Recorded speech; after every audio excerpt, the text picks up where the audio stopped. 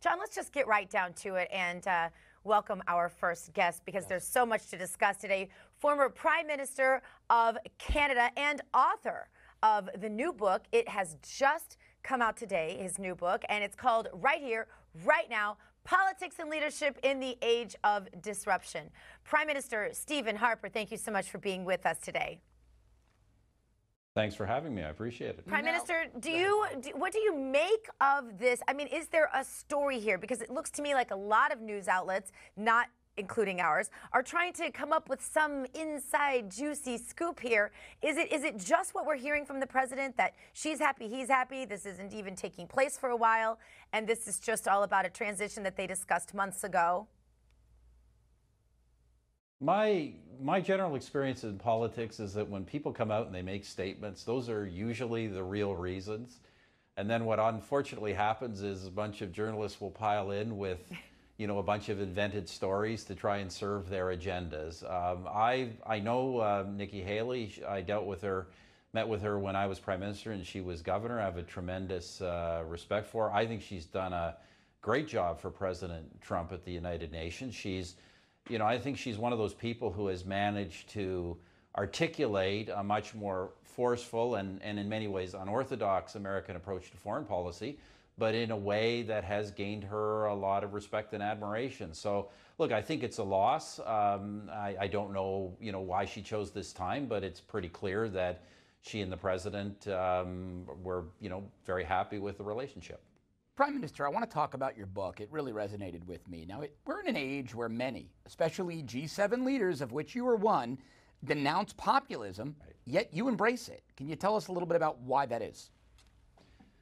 Yeah, I wouldn't quite say I embrace it. First of all, my background's a little bit different. I actually began my political career. I was first elected to Parliament in Canada as a member of what was then called a populist party. We were an insurgent party on the right in the 1980s. We actually advocated things very different than you associate with populism today. We advocated free trade and free markets and balanced budget. We really wanted to bring the kind of Reagan-Thatcher revolution to Canada. We evolved into what is today the new Conservative Party of Canada. Look, I don't think populism is an all or nothing proposition. What I think is happening is that you have a lot of voters, including a lot of voters, traditional Conservative voters, who are saying we're not happy with the way the economy is functioning, with the growing income inequality, with trade, with immigration, with aspects of globalization. And my conclusion as I looked at some of their complaints is I think their complaints have merit. And I don't think that means we necessarily abandon our principles, but I think we modify our policies to address the concerns that people have, because I think these concerns are real and they're our own voters. Now, do you think that's why we're seeing, even if anecdotally, we're seeing it in news reports, we're seeing it in demonstrations in the streets, many Europeans, especially in countries like Poland, embracing, if not populism in total, as you say, at least many populist ideas, but even more interestingly to me, in many cases, Donald Trump himself. So what do you feel is driving that sentiment in Europe? Yeah, the reason I wrote this book, I'm currently chairman of the IDU, which is the Global Federation of Conservative Parties, and I have seen around the world, particularly in the United States and Europe, we are seeing these populist parties arise on the right. Many of the people attracted to them are former conservative voters. Not always, but many times former conservative voters. And I think there are things that they are unhappy about, particularly in Europe.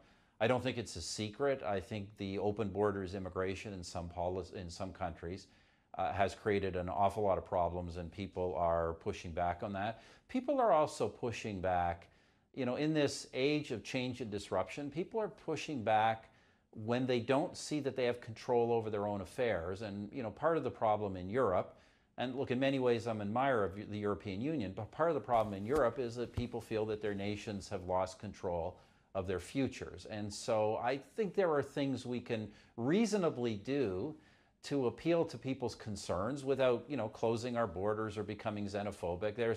As I say, there's a big choice between being on, one liberal extreme or a far right extreme. The conservatism is in the middle, and there's lots of reasonable things we can do to respond to public angst about real problems.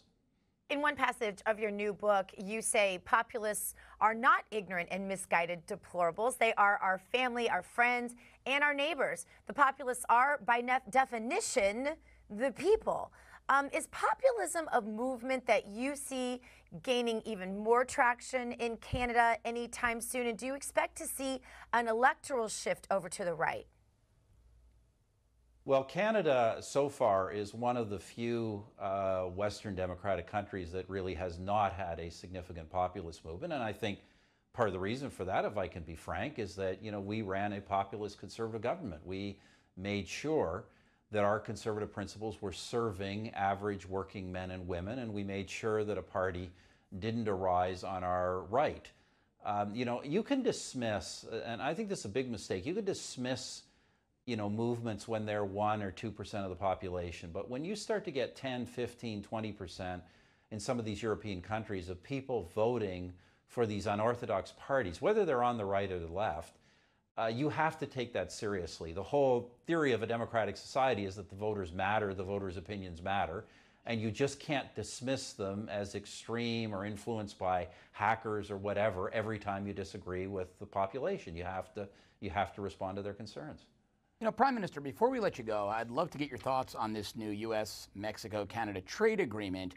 What does this mean for trade between the U.S. and Canada, and more importantly, for ongoing U.S.-Canada relations?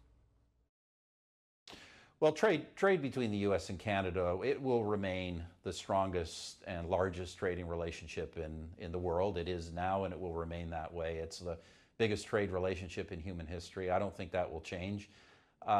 Look, there are some things where Canadians aren't necessarily very happy with the deal, but overall it will still be a healthy trade relationship. I think the most interesting thing about the deal is it really gives some incentives to the governments of both Canada and Mexico to work with the United States on what I view as the real problem, and that is the imbalance that all three countries have with China. That imbalance is caused by the fact that we simply don't have the kind of access to Chinese markets that Chinese goods and services have to our markets. So I think this is an opportunity for the government of Canada to really work with the U.S. administration on fixing what is an enormous problem for both of our countries. Prime Minister, in addition to trade, one of the issues the United States, of course, has with Mexico is the drug trade. And many of those drugs, as they come up through the United States, make their way to Canada. Cities like Toronto, Vancouver, Calgary have problems with gang activity, drug activity. Back in my law enforcement days, I worked with the RCMP on investigations, found them to be outstanding investigators. What should Canada be doing alongside the United States to mitigate those threats, that narco-terrorism, the drug flow up from Mexico? How can Canada help us pressure Mexico to be more proactive? This is a very difficult problem. I don't think it's that Mexican authorities, I don't want to suggest for a second the Mexican authorities in any way favor this or like this. Obviously, there is a tremendous problem, not just in Mexico, but in much of Latin America. And the fact of the matter is we can only deal with it through international cooperation. We also should do everything we can in our own countries to discourage, obviously, the consumption and spread of narcotics. This is a social problem of immense dimensions. Sure.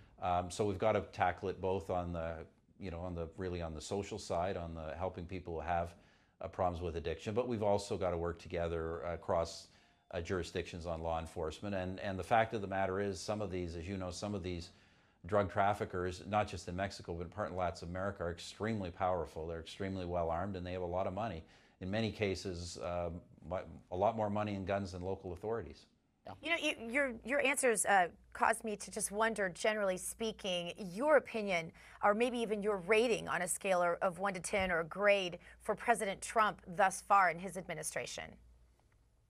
I tell people what I'm trying not to do in the book is really focus too much on President Trump. I certainly don't want to focus too much on his personality, and I'm not here to rate how he is performing. What I'm trying to do in the book is simply point out to people the reasons that Donald Trump came to office, which parallel the reasons that you were seeing similar movements to Donald Trump's populism in other countries.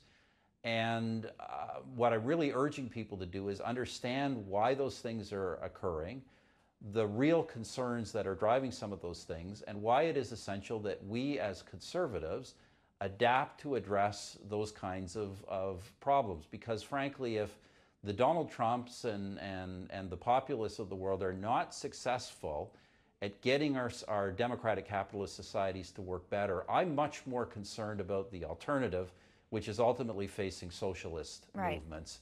And obviously we see that in the United States in the Democratic Party. So as I said, I'm not trying to rate the president. I'm simply trying to figure out, what is it as kind of orthodox traditional conservatives we should do to move this thing forward and make it positive. All right. Former Prime Minister of Canada, Stephen Harper, thank you so much for joining us today. Thanks, Prime Minister. Great, thanks. You can pick up his brand new book just out today called Right Here, Right Now, Politics and Leadership in the Age of Disruption.